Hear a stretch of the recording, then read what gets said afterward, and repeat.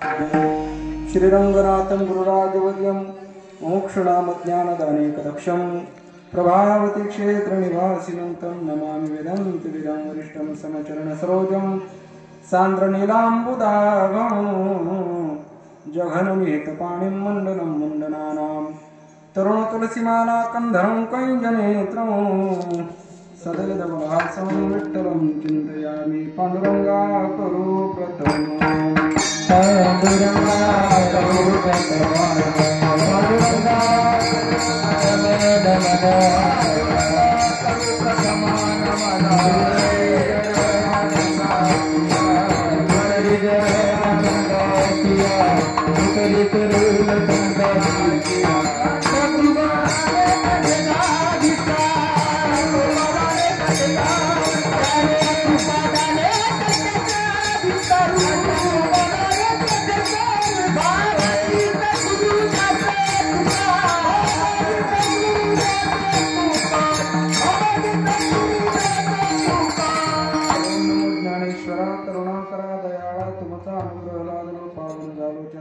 आत्मरूप गणेश केली स्मरण होय सकळ विद्यांचे अधिकरण तेचे वंदू श्री चरण श्री गुरूंचे ते नमस्कारण आता यंत प्रविश्य मम वाच मिमां प्रसुप्ता संजीव यत्किल शक्तिधर स्वधाम अन्यांश्च हस्तचरण श्रवणत्वगादि प्राणान् नमो भगवते पुरुषाय तुभ्यं नमो सद्गुरु तुकया ज्ञानदीपा नमो सद्गुरु सच्चिदानंद रूपा नमो सद्गुरु भक्त कल्याण मूर्ती नमो सद्गुरु भास्करा पूर्ण कीर्ती श्री संताची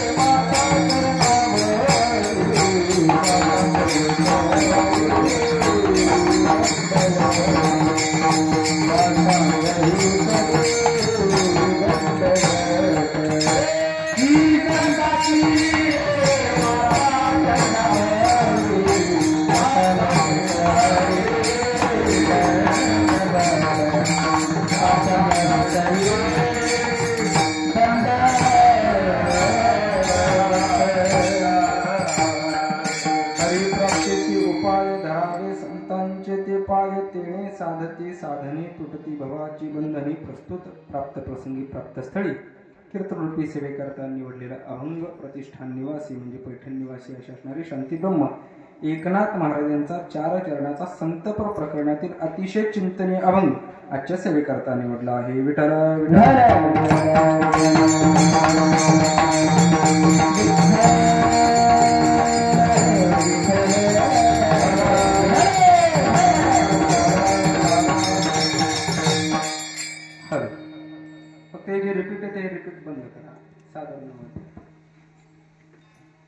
या अभंगाचा प्रतिपाद्य विषय श्री संत एकनाथ महाराजांचं मनोगत त्यांचा मानस काय आहे.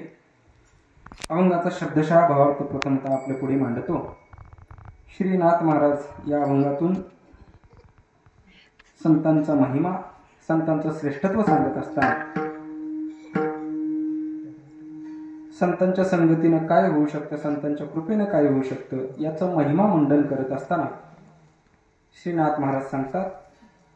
या अभंगातून नाथ महाराजांनी उपदेश केलेला आहे. उपदेशपर प्रकरणातील हा अभंग आहे. उपदेशपर आणि संतपर अशा दोन्ही प्रकरणातील अभंग आहे. उपदेश करत असताना त्या ठिकाणी श्रीनाथ महाराज सांगतात की जर हरीची प्राप्ती करून घ्यायची असेल मग आता हरी म्हणजे कोण, हरी कशाला म्हणायचं, अनेक चिंतन आपल्याला अभंगातून करायचं आहे, चिंतनातून करायचं आहे. अशा हरीची प्राप्ती जर करून घ्यायची असेल तर नाथ महाराज सांगतात धरावे संताचे ते पाय, हरिप्राप्तीचे उपाय धरावे संताचे ते पाय. म्हणजे या अभंगातून एकतर हा संतप्र प्रकरणातील आहे, दुसरा उपदेशपर प्रकरणातील आहे आणि या अभंगातून साध्य साधन भाव सांगितलेले. साध्य हरी, साधन संतांचे पाय म्हणजे संत. साध्य हरी आणि तो हरी जर साध्य करून घ्यायचा असेल तर उपाय नाम साधन संतांचे पाय असं त्या ठिकाणी सांगितलं. मग हे जर साधन आपण साधलं, ऐका, संत पायरूपी संत रूपी जर साधन आपण साधलं, श्रीनाथ महाराज सांगतात तेणे साधती साधने. एक संत पायरूपी साधन जर आपण साधलं तर बाकीची सर्व साधनं त्याच्यामध्ये साधल्यात जमा आहेत. सर्व साधनं त्याच्यामध्ये साधल्यात जमा आहेत. मग बाकीची कोणकोणती साधनं सांगितली? भरपूर काही अशी काही साधनं सांगितली. त्यापैकी चालता चालता घोषवारा पद्धतीने जर आपण पाहू गेलो तर भगवंताच्या प्राप्तीकरता युगानु म्हणजे युग परत्वे साधन बदलले. कृते ध्यायतो विष्णू त्रेतायाम येतो मखई द्वापारे परिचर्यायाम कलौत्तधारी कीर्तनात. भगवंताच्या प्राप्तीची अनेक अनेक अनेक अनेक म्हणून साधनं सांगितली. युग परत्वे 4 सांगितली. सत्ययुगामध्ये कृते ध्यायतो विष्णू म्हणजे कृतयुगामध्ये ध्यान, त्रेतायुगामध्ये यज्ञ, द्वापारात पूजा, कलीमध्ये नाम, असं त्या ठिकाणी 4 युगाची या चतुर्युगीमध्ये साधनाचा विचार सांगितला. परंतु अशी अन्य काही साधनं जर आपण करत राहिलो, परंतु ही बाकीची सर्व साधनं एकीकडे आणि एक संत पायरूपी साधन एकीकडे. नाथ महाराज सांगतात तेणे साधते साधने. एक संत पायरूपी किंवा संत रूपी जर साधन आपण त्या ठिकाणी साधलं, बाकीची सर्व साधनं साधल्यात जमायत आणि त्या साधनाने काय होऊ शकतं? तुटती भवाची बंधने. ही जी बंधने कधीही तुटणं अशक्य, अशी जी बंधनं आहेत ना, येत एकटी लीला तरले जे सर्व भावे मज भजले त्या आईली थडी सरली मायाजळ.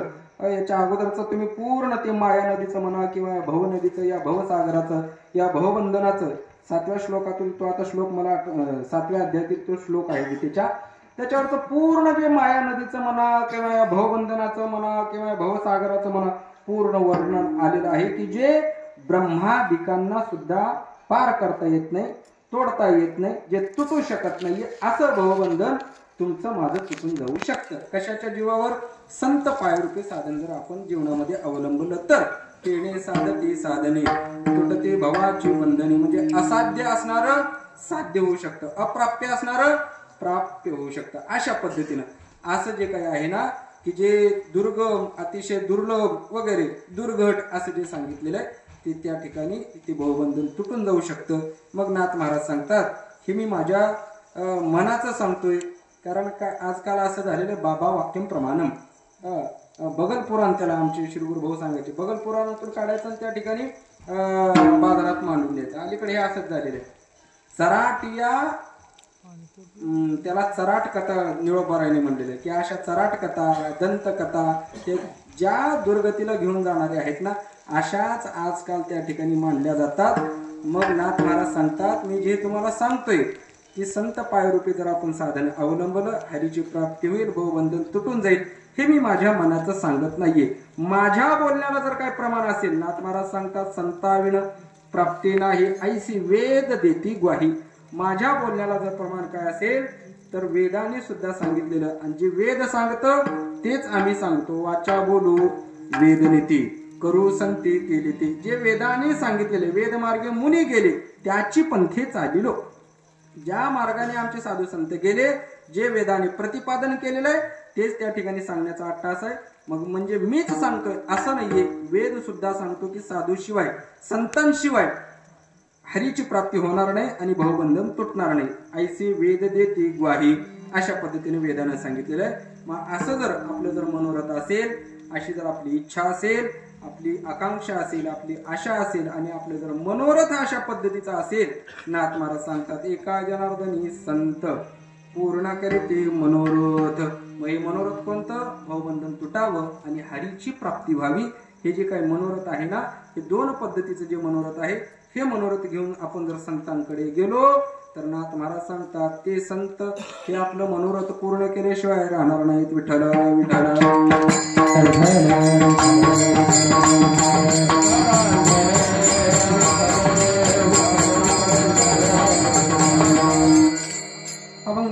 प्रतिपाद्य विषय आपल्या पुढे मांडला. आता वेळ 10:30 झालेली, 9 ते 11ची वेळ होती, चालू व्हायला 10 वाजले, त्यामुळे थोडा उशीर झाला. बरोबर वेळेत सोडण्याचा प्रयत्न करीन.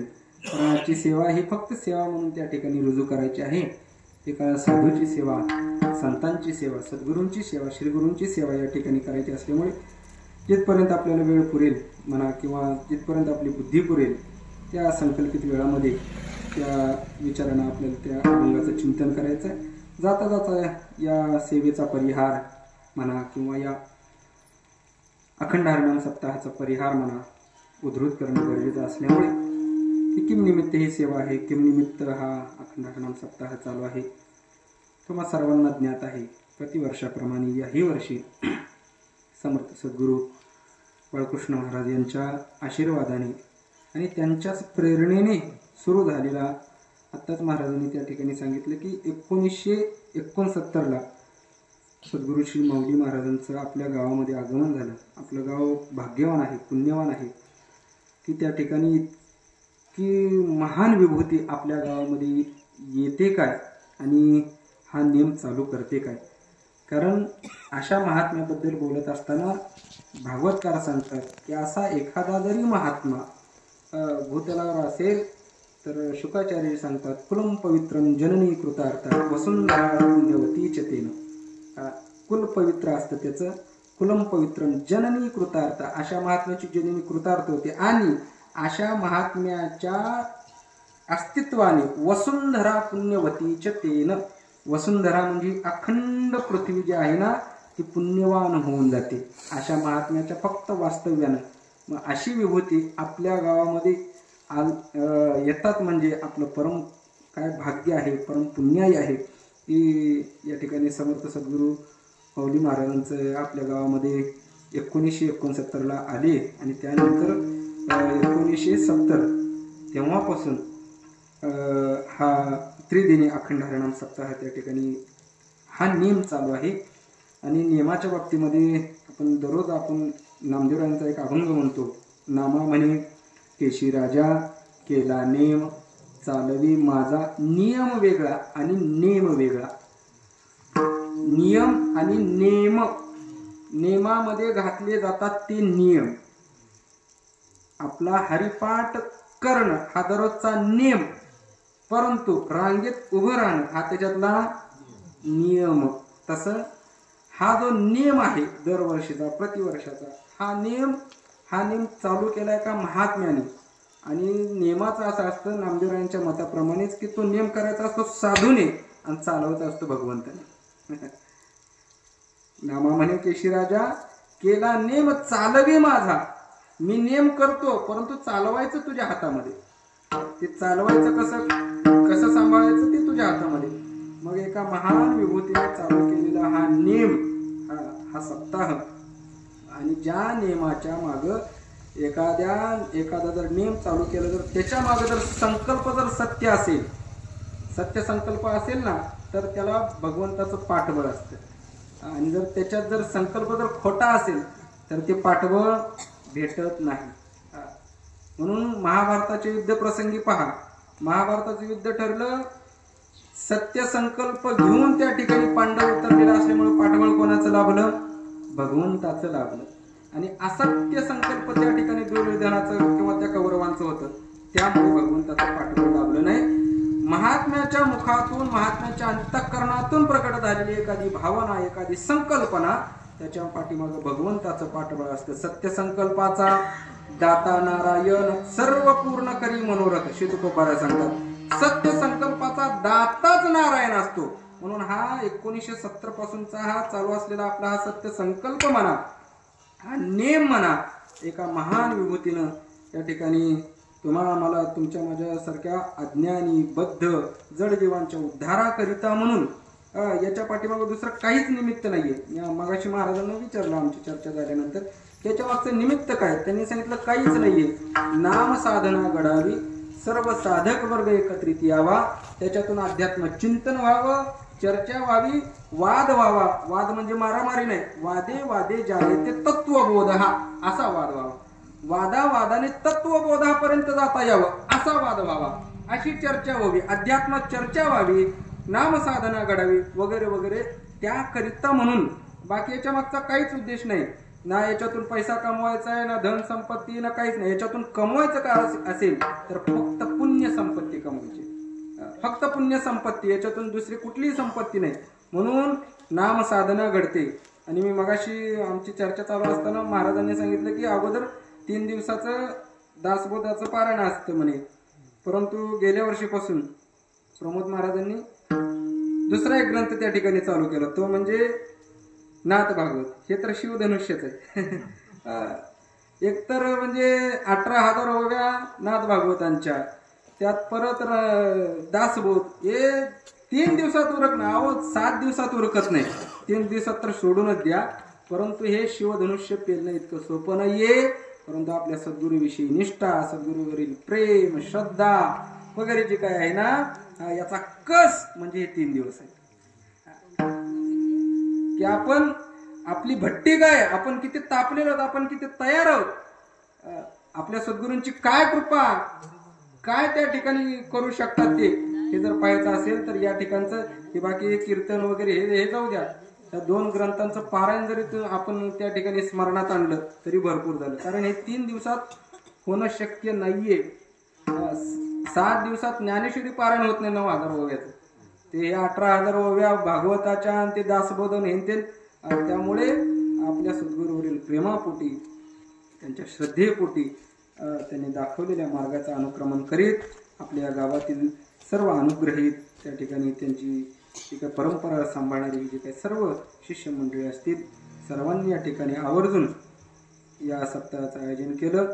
त्यामध्ये आपल्या सर्व गावकऱ्यांचा समावेश, सहभाग हिरिरीने त्या ठिकाणी श्रद्धेनं, निष्ठेने प्रतिवर्षाप्रमाणे याही वर्षी आहे. गेल्या वर्षी देवकर महाराजांचं कीर्तन होतं, 1 कीर्तन ठेवलं होतं. यावर्षी 2 कीर्तने असावेत असं त्या ठिकाणी त्यांचा मानस, आणि म्हणून 1 कीर्तन मिळालं. आता उद्या ज्यांचं कीर्तन आहे ते संत शिरोमणी भगवंताचे लढीवाळ लाडके भक्त नामदेवराय यांचे वंशज, म्हणजे नामदेवरायांचे 17वे वंशज मुरारी महाराज नामदास, त्यांचं उद्या कीर्तन. त्यांचा मानस हा की ही जी शुद्ध परंपरा आहे, जी माऊलींनी घालून दिलेली आहे, या शुद्ध परंपरेमध्ये शुद्ध परंपरेतीलच माणसे यावेत असा त्यांचा मानस. म्हणून गेल्या वर्षी देवकर फडाच्या वतीने म्हणा किंवा देवकर घराण्याच्या वतीने या ठिकाणी सेवा रुजू झाली. यावर्षी नामदेव महाराजांच्या घराण्यातील नामदास घराण्याची या ठिकाणी सेवा उद्या होणार आहे. मग हे 2 कीर्तन मोठी झाली, त्याच्यामध्ये दांडूला एखादी विटी असावी सोबतीला. म्हणून त्या ठिकाणी त्यांचा मानस की आपली या ठिकाणी सेवा झाली पाहिजे. सद्गुरूंची सेवा आहे, श्रीगुरूंची सेवा आहे.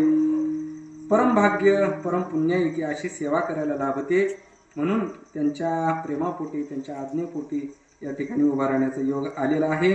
भगवान परमात्मा तथा सद्गुरू जशी बुद्धी देतील त्याप्रमाणे उर्वरित संकल्पित वेळामध्ये आपल्याला नाथ महाराजांच्या अभंगाविषयी त्या ठिकाणी चर्चा करायची. सर्वांना नम्र विनंती, कोणीही झोपू नका. कारण तुम्ही आता सगळेजण फराळ करून आले, कोण जेवण करून आलेलं आहे. थंडी वाजते म्हणून स्वेटर, शाल वगैरे घालून आलेले. कोण पेंगत असलं पेंगा, पण उठून कोणी जाऊ नका. गर्दी असला जरा मूड येतो. बाकी काय नाही. तुम्हाला बरं वाटेल याच्याकरता मी कीर्तन करणार आहे, बरं होईल याच्याकरता मात्र नक्की कीर्तन करीन. म्हणून विनंती आहे की ज्या ज्यावेळेस भगवंताचं चिंतन होईल त्या त्यावेळेस सर्वांनी चिंतन करायचं आहे. विठ्ठल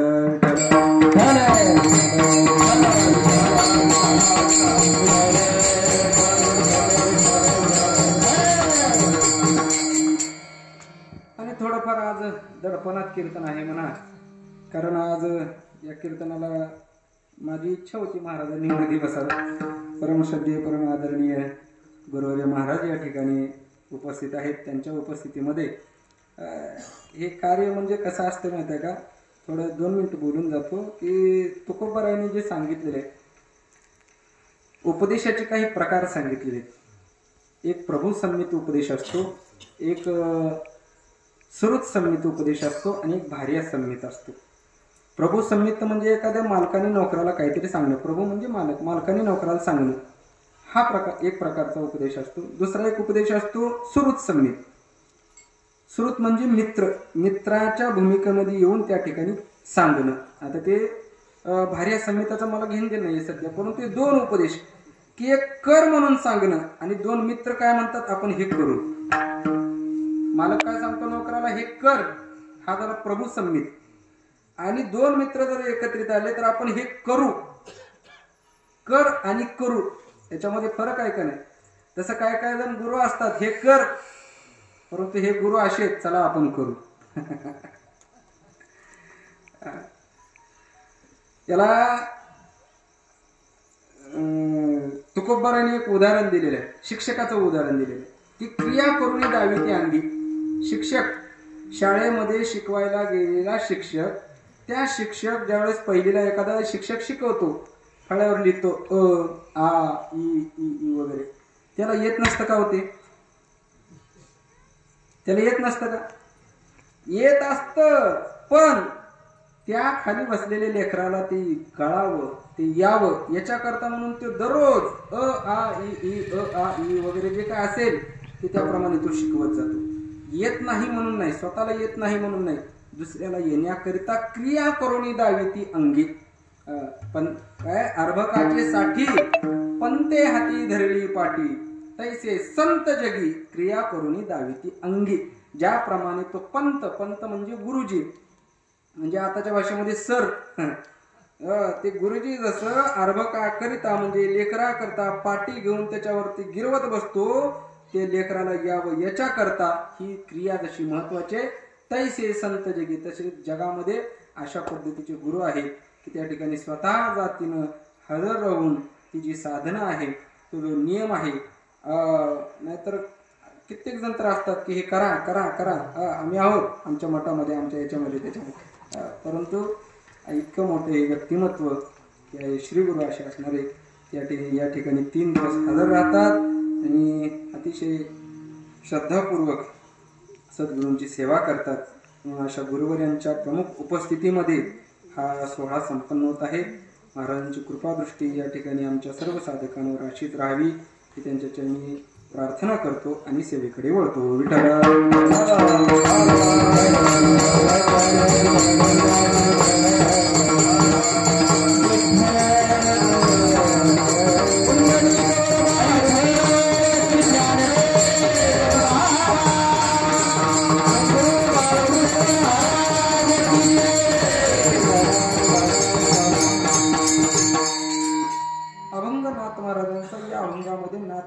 साध्य साधन भाव सांगत असताना या अभंगामध्ये उपदेश केलेला आहे.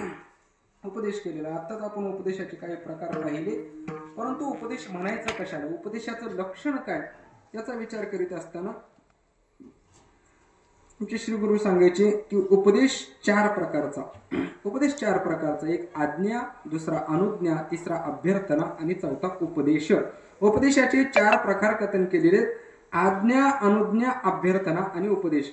लक्ष देऊन ऐका, थोडंफार लक्ष देऊन ऐका म्हणजे ध्यानात येईल. आपल्याला या उपदेशाचं चिंतन करून त्या ठिकाणी थोडंफार पुढे चालायचं आहे. आज्ञा, अनुज्ञा, अभ्यर्थना आणि उपदेश या 4 प्रकाराने त्या ठिकाणी शास्त्र बोलत असतं, साधू संत बोलतात, वेद बोलतो, श्रुती स्मृती जे काही कोणी उपदेश करत असेल या 4 प्रकारातून करतात. एक आहे आज्ञा, अनुज्ञा, अभ्यर्थना आणि उपदेश, असे 4 प्रकार. मग याचं स्वरूप काय, आपल्याला उपदेशापर्यंत पोहोचायचं. आज्ञा कशाला म्हणायचं, आज्ञा त्याला म्हणायचं मोठ्याने लहानाला काहीतरी सांगणं, त्याला काय म्हणलं, आज्ञा म्हणले. मोठ्याने लहानाला काहीतरी सांगणं त्याला म्हणायचं आज्ञा, पहिला प्रकार. दुसरा प्रकार आहे अनुज्ञा. अनुज्ञा कशाला म्हणायचं, एखादी व्यक्ती एखाद्या कार्यामध्ये जर प्रवृत्त असेल म्हणजे तयार असेल, त्याची प्रवृत्ती दृढ करण्याकरिता जे दुसऱ्याचं बोलणं असतं त्याला म्हणायचं अनुज्ञा. अजून एकदा सांगतो, एखादी व्यक्ती एखाद्या कार्यामध्ये प्रवृत्त असेल, त्याची प्रवृत्ती दृढ करण्याकरता दुसऱ्याने त्या ठिकाणी सांगणं त्याला म्हणायचं अनुज्ञा. तिसरा प्रकार आहे अभ्यर्थना. अभ्यर्थना कशाला म्हणायचं, मोठी व्यक्ती एखाद्या कार्यामध्ये जर प्रवृत्त नसेल तर लहान व्यक्तीने त्या कार्यामध्ये प्रवृत्त करण्याकरता केलेली प्रार्थना त्याला म्हणायचं अभ्यर्थना. आणि उपदेश त्याला म्हणायचं मोठ्या व्यक्तीने लहान माणसाला कल्याणाचं सांगणं म्हणजे उपदेश.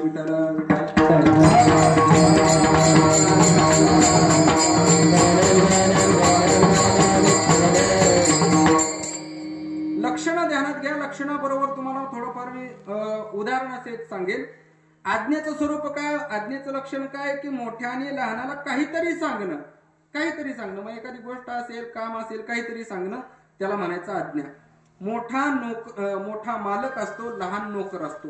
एखाद्या मोठ्या मालकाने नोकराला सांगितलं की अरे बाबा आपलं रान आहे, रानामध्ये आपली म्हैस बांधलेली आहे आणि ती म्हैस सोडून घरी घेऊन ये. कोणी सांगितलं? मालकाने सांगितलं.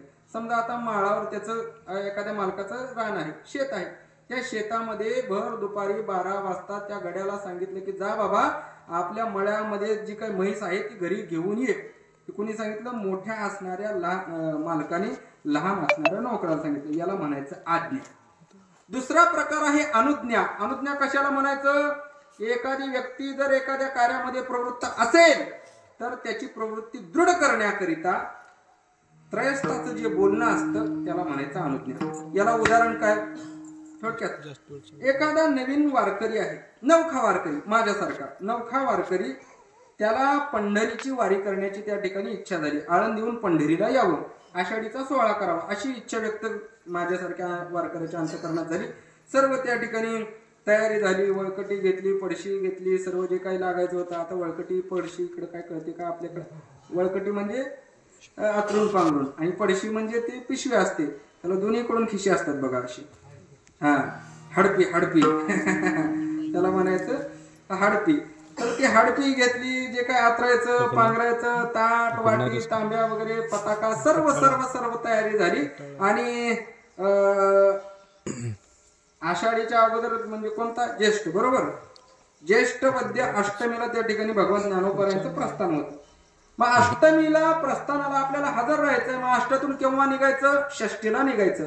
सप्तमीला तुकोबारायांचं प्रस्थान करायचं ना, अष्टमीला ज्ञानोबारायांचं. असं म्हणून षष्टीला निघण्याची तयारी पंचमीच्या दिवशी झाली. पंचमीला सर्व आटोपलं, षष्टीला निघायचं. दिवस उजाडला आणि दिवसाबरोबर त्या ठिकाणी वेशेच्या बाहेर पडत असताना वेशेमध्ये एका जुन्या वारकऱ्याचं घर दिसलं.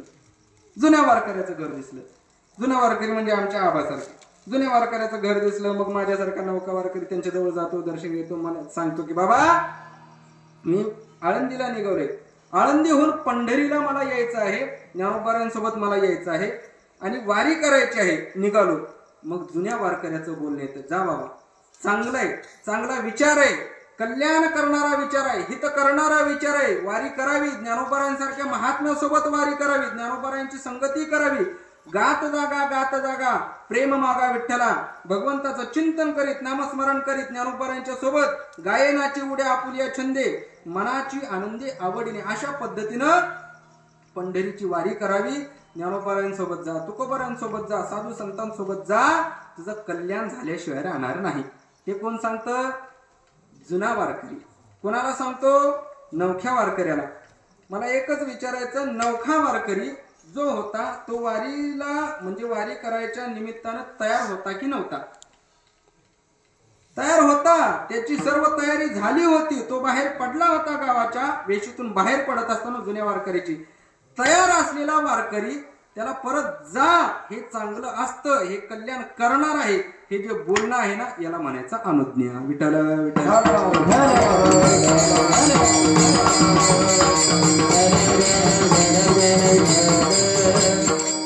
आज्ञा आणि अनुमोदन हे जवळपास एकसारखेच आहेत.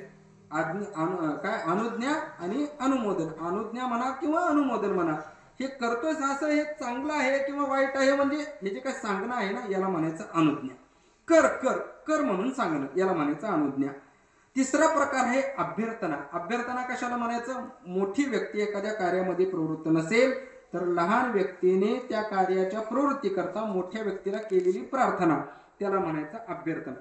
याला उदाहरण शास्त्रानेच दिलेलं आहे. मोठे गुरु, श्री गुरुकुलातील प्रसंग सांगितलेला आहे. पाठाची वेळ झाली, सकाळी 6, 6:30, 7 वाजता जो काही पाठ असेल त्यांचा गीतेचा वगैरे, पाठाची वेळ झाली, 7 वाजून गेले, तरीही श्रीगुरु पाठ घेण्याकरता आलेले नाहीयेत. सर्व शिष्यवर्ग बसलेला आहे. सर्व शिष्यवर्ग बसलेले असताना गुरुजींचं आगमन झालेलं नाहीये. 7 झाले, 7:15 झाले, 7:30 झाले, पाठाची वेळ होऊन गेली, तरी सुद्धा श्रीगुरु आले नाहीत. मग त्या सर्व शिष्य मंडळीपैकी एखादा विद्यार्थी एखादा शिष्य उठतो, श्री गुरूंच्या त्या खोलीच्या दिशेने जातो, श्री गुरूंना वाकून नमस्कार करतो आणि त्या ठिकाणी विनंती करतो, महाराज पाठाची वेळ झाली, आपण पाठाला चलावं. आता मला सांगा, विनंती करणारा कोण आहे? शिष्य आहे. विनंती कोणाला करतोय? श्री गुरूंना करतोय, सद्गुरूंना करतोय. लहान असणाऱ्या व्यक्तीने मोठ्या असणाऱ्या व्यक्तीला एखाद्या कार्यामध्ये प्रवृत्त करणं याला म्हणायचं अभ्यर्थना. याला म्हणायचं अभ्यर्थना. साधू संत म्हणा किंवा श्रुती माता म्हणा, स्मृती माता म्हणा, पुराण म्हणा, हे जे कुणी असतील ना, हे सर्वजण सर्व प्रकारे उपदेश करतात. आज्ञेनेही उपदेश करतात, अनुज्ञेनेही उपदेश करतात, त्या ठिकाणी अभ्यर्थनेने उपदेश करतात. परंतु याच्यापेक्षा जे चौथा जो आहे उपदेश, त्या उपदेशाचं स्वरूप कथन करीत असताना शास्त्राने सांगितलेलं आहे की मोठ्या व्यक्तीने लहान व्यक्तीला कल्याणाचं सांगणं म्हणजे उपदेश. मग आता हे 4 प्रकार आपण पाहिले. याच्यापैकी 2 प्रकार असे आहेत, आज्ञा आणि उपदेश. या दोघांचे लक्षण सारखे आहेत. आज्ञेमध्ये सुद्धा मोठाच सांगतो आणि लहानाला सांगतो, उपदेशामध्ये मोठाच सांगतो आणि लहानाला सांगतो. परंतु यांचं भिन्नता कुठं असेल? त्या ठिकाणी आज्ञेमध्ये मोठ्याने लहानाला काहीतरी सांगणं आहे, परंतु उपदेशामध्ये मात्र मोठ्याने लहानाला कल्याणाचंच सांगणं आहे. आणि म्हणून हे 2 प्रकार जर पाहिले, याच्यातला मोठेपणा जरी पाहिला, आज्ञेतला मोठेपणा हा वेगळा आहे आणि उपदेशातला मोठेपणा हा वेगळा आहे. आज्ञेतला मोठेपणा एखाद्या वेळेस वयाचा, सत्तेचा, संपत्तीचा असू शकतो, परंतु उपदेशातला मोठेपणा हा ज्ञानाचा, भक्तीचा, वैराग्याचा, शांतीचा असा त्या ठिकाणी मोठेपणा असू शकतो.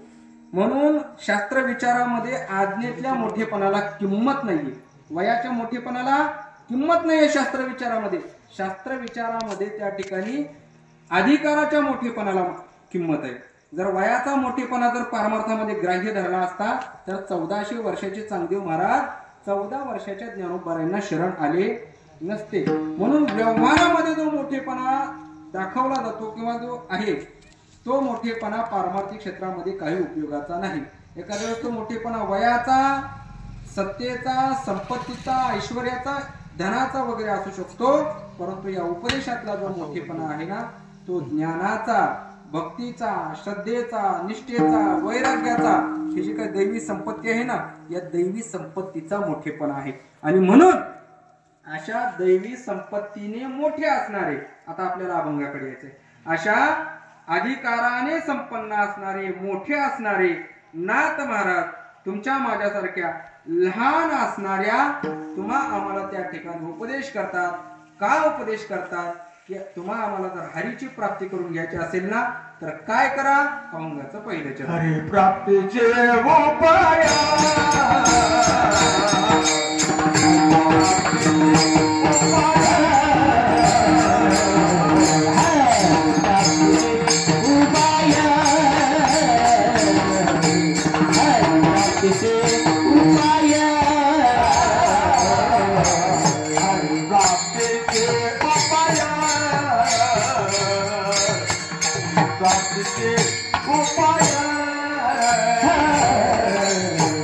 प्राप्तीचे उपाय, हरी प्राप्तीचे उपाय,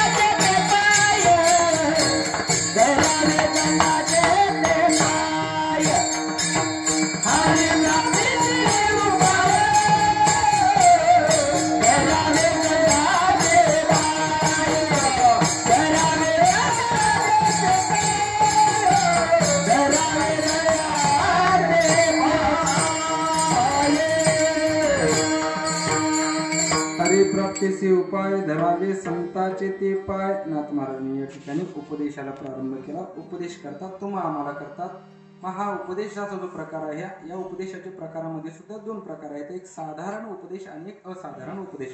साधारण उपदेश म्हणजे सर्वांकरिता असणारा जो उपदेश आहे ना, तो साधारण उपदेश. आणि एकट्याकरिता असा असणारा अधिकार तैसा करू उपदेश, जसा अधिकार असेल त्या पद्धतीने उपदेश करणं हा असाधारण उपदेश. आता तुम्हा आम्हाला उपदेश करत असताना साधू संतांनी शक्यतो भक्तीचा उपदेश केलेला आहे. जास्त करून ज्ञानाचा आणि योगाचा आणि ह्याचा त्याचा जास्त उपदेश करत बसलेला नाहीये. नामाचा भक्तीचा वगैरे उपदेश करत असताना तो साधारण, कारण ते तुमच्या माझ्या आटोक्यातला आहे. तुमचा माझा सर्वांचा अधिकार तिथपर्यंत पोहोचतो. म्हणून काही काही साधारण उपदेश असतात आणि काही काही असाधारण उपदेश असतात. मग आता प्रस्तुतचा जर अभंग पाहिला तर हा अभंग साधारण उपदेशातला आहे की असाधारण, म्हणजे हे सर्वांकरता सांगितलेलं आहे, एकट्याकरता सांगितलेलं आहे.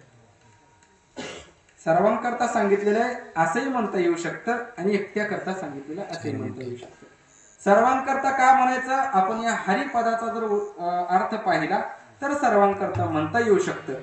पण एकट्याकरिताच एकाच वर्गाकरिता हा अभंग लिहिलेला असं म्हणलं तरी काय वावगं ठरणार नाही. हा असाधारण उपदेश आहे असं म्हणलं तरी काय कारण नाही. का म्हणून तर आपण जर शेवटचं चरण पाहिलं, एका जनार्दनी संत पूर्ण करीती मनोरथ. हे मनोरथ कोणतं, हे मनोरथ मी मगाशी सांगून गेलो. दोन प्रकारचा मनोरथ, एक हरीची प्राप्ती व्हावी आणि एक भवबंधन तुटावं. हे मनोरथ भवबंधन तुटावं आणि हरीची प्राप्ती व्हावी, हे मनोरथ घेऊन जो कोणी संतांजवळ जातो त्याला ते त्या ठिकाणी मनोरथ पूर्ण करतात. मग अशा पद्धतीचा मनोरथ सर्वांचा आहे का? हे मनोरथ म्हणजे भवबंधन तुटावं आणि हरीची प्राप्ती व्हावी. सरळ सरळ हे मोक्षाचं लक्षण आहे हो. संसार दुःखाची निवृत्ती आणि परमानंदाची प्राप्ती, याला काय म्हणायचं, संसार बंधाची निवृत्ती, तेने तुटती बंधने, आणि परमानंदाची हरिप्राप्तीशी, हे मोक्षाचं लक्षण आहे, मोक्षाचं स्वरूप आहे. मग हे मनोरथ म्हणजे मोक्ष प्राप्त व्हावा, हे मनोरथ सर्वांचा आहे का? सध्या कीर्तनाला महाराजासहित म्हणजे गुरुवार्यांना सोडून महाराजांसहित हे मनोरथ आहे का कोणाचं? हे मनोरथ नाहीये. मग हे म्हणता कसं की हे सर्वांनाच, हा एका वर्गात मी ते पण सिद्ध करून देईन की हे सर्वांकरता आहे म्हणून. परंतु हा एका वर्गाकरता हा अभंग आहे. तो वर्ग कोणता, तर असं मनोरथ असणारा एकच वर्ग आहे, तो म्हणजे मुमुक्षु. हे मनोरथ असणारा एकच वर्ग आहे, तो म्हणजे मुमुक्षु. काय कै ऐशी दशा येईल माझ्या अंगात, चित्त पांडुरंगा दुरत असे. मग त्या मुमुक्षुचा विचार करत असताना शास्त्राने बाकीच्यांचा विचार केलेला. मुमुक्षुलाच ही इच्छा का होती, बाकीच्यांना का नाही? मग त्याचं वर्गीकरण करत असताना तुमचे माझे 4 प्रकार केले शास्त्राने. तुमचे माझे म्हणजे लोकांचे, जनाचे किती प्रकार? 4. पामर, विषय, जिज्ञासू आणि मुक्त. किती प्रकार केले? 4. मग या 4पैकी एका जणालाच अशी इच्छा, हे मनोरथ आहे की भवबंधन तुटावून हरीची प्राप्ती व्हावी, हे एका जणाला म्हणजे मुमुक्षुलाच ही इच्छा आहे, बाकीच्यांना का नाही? तर त्याचा विचार करत असताना पहिल्याचे जे 2 आहेत, पामर आणि विषय, यांना हरीचं घेण देणं नाही, हरी प्राप्त व्हावं हे घेण देणं नाहीये. पहिला जो पामर सांगितलेला आहे तो स्वैर विषय भोगण्यामध्ये त्या ठिकाणी तत्पर आहे. तो मग्न आहे स्वैर विषय, त्याला विहितही कळत नाही, निषिद्धही कळत नाही. मग त्याला हरीचं काय घेण देणं? तो फक्त तो सप्त्यात पण असतो, तो कायऱ्याला बी असतो. स्वैर विषय विहित असो निषिद्ध असो फक्त भोगत राहायचं. करण्याची नावे भलतेची करीत ज्ञानोबा सांगतात. तो भोगत असताना कोणताही विषय भोगतो ना. शास्त्राने ज्याला सांगितलेलं आहे की निषिद्ध त्या ठिकाणी टाकून दे, विहिताचं आचरण कर, त्याला काही घेणदेण नसतं, त्याला हरीचं घेणदेण नाहीये, त्याला फक्त विषय भोगायचे. म्हणून त्याच्याकरता हा अभंग नाहीये, पहिला वर्ग. दुसरा वर्ग सांगितला विषयी, हा त्या पामरापेक्षा जरा बरा आहे. का म्हणून बरा आहे? यानं निषिद्धाचा त्याग केलेला आहे. म्हणजे निषिद्ध म्हणजे जे शास्त्राने करायला सांगितलेलं नाहीये त्याचा त्याग केलेला आहे. म्हणजे शास्त्राने काय सांगितलेलं आहे? कलज मा भक्षे, मांसाहार करू नये, सुराम मा पिवे, दारू पिऊ नये, सत्यम ब्रूयात प्रियम ब्रूयात न ब्रूयात सत्यम प्रियम, खरं बोला, प्रिय बोला, खोटं बोलू नका, कडू बोलू नका, अशा पद्धतीचं जे काय सांगितलेलं आहे म्हणजे चांगल्या वाईटाचा जो विचारशास्त्राने केलेला आहे त्याच्यापैकी हा विषय चांगलंच त्या ठिकाणी घेतो, चांगलं वाईटाचा त्याग करून असतो. मग त्याला चांगलं करून हरी प्राप्त करायचंय नाही, मग त्याला काय करायचंय, त्याला चांगलं तर करायचंय पण त्याला स्वर्गाची प्राप्ती करून घ्यायचंय. म्हणते संसारी जन्मीजे यज्ञादि कर्म कीजे मग स्वर्ग सुख भोगीजे मनोहर. त्याला चांगलं तर करायचंय, चांगलं वागायचंय, त्याला सर्व सत्कर्म करायचे, पण ती सत्कर्म देव प्राप्ती करता नाहीये तर ती सत्कर्म स्वर्ग प्राप्ती करता. या लोकातील भोग नको तर उत्तर म्हणजे उच्च लोकातील त्या ठिकाणी भोग पाहिजेत. म्हणून पामरा करता हा उपदेश नाही, विषयी करता उपदेश नाहीये, कारण त्याला हरी विषयी काही घेण देणं नाहीये, त्यांना फक्त भोग भोगायचा आहे. आणि चौथा जो सांगितलेला आहे मुक्त, त्याच्याकरता सुद्धा हा उपदेश नाही. का म्हणून नाही, त्याला हरी प्राप्तच आहे. काम नाही झालो पायी रिकामा. मग परत जर हरी प्राप्त असेल तर त्याला सांगतील का हरी प्राप्तीचे उपाय, तुटती भावाची बंधने, अरे त्याची भावबंधनं तुटलेली आहे, त्याला हरी प्राप्त आहे. मग त्याच्या करता नाही, मग कोणा करताय तर हा मुमुक्षु करता हा अभंग आहे. हा असाधारण उपदेशाचा प्रकार आहे. हा एका वर्गा करता, मग त्या मुमुक्षुची अवस्था काय आहे. तुकोबाराय सांगतात की मुमुक्षुता साध्य होणं सोपी गोष्ट नाहीये. मुमुक्षुता साध्य होणं सोपी गोष्ट नाहीये. मी आत्ताच कालाच्या कीर्तनामध्ये आपल्या इथं सांगितलं होतं बघा, 3 गोष्टी दुर्लभ आहेत. एक मनुष्यत्व, दुसरं मुमुक्षुता आणि तिसरी साधूची संगती. मग ही मुमुक्षुता सहजासहजी भेटत नाहीये. ती मुमुक्षुता येण्याकरता अगोदर काही पायऱ्या याव्या लागतात. विवेक, वैराग्य, समाधी षटक आणि मग मुमुक्षुता. ही 4थी पायरी आहे मुमुक्षुतेची. त्याच्या अगोदर विवेक साधावा लागतो, वैराग्य साधावा लागतं, समाधी षट संपत्ती, समाधीची षट संपत्ती सांगितलेली ती साधावी लागते, मग मुमुक्षुता. मग या मुमुक्षुची अवस्था काय होते, एकच अवस्था होते की तो भगवान परमात्मा कैमी उद्धार पावे, कैमी उद्धार